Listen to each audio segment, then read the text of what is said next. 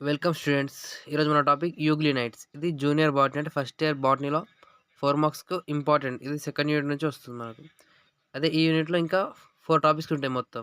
First topic euglena, second chrysophytes, third dinoflagellates, fourth advantages of fungi and disadvantages of fungi, లాభాలు నష్టాలు సిండ్రెల్లా వల్ల. ఇప్పుడు యూగ్లినైట్స్ గురించి మనం ఒక పాయింట్ వైస్ ఆన్సర్ చూద్దాం. ఫస్ట్ పాయింట్ తీసుకుంటే euglena belongs to kingdom protista. Euglena protista రాజ్యానికి చెందినది. Second point, they are unicellulars. ఇవి ఏకకణ జీవులు euglenoids. Third point, they are fresh water. అవి ఎక్కడ ఉంటాయంటే ఫ్రెష్ వాటర్లో ఉంటాయి, అంటే మంచినీటిలో అవి నివసిస్తాయి.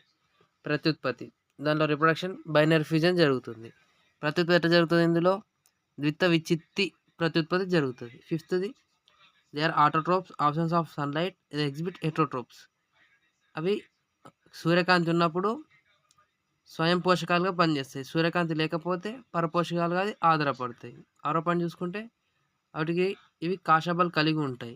ఒకటేమో పొడవు ఉంటుంది, ఒకటేమో పొట్టిగా ఉంటుంది. They have 2 ఫ్లాజెల్లెట్స్.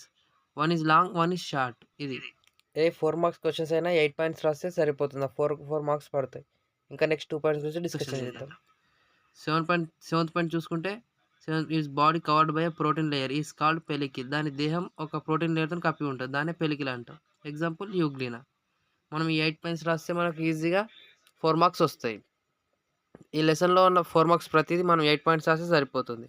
నెక్స్ట్ డయాగ్రామ్ చూసుకుంటే డయాగ్రామ్ వేయాలి. డయాగ్రామ్కు మ్యాక్సిమం 1 మార్క్ ఉంటుంది.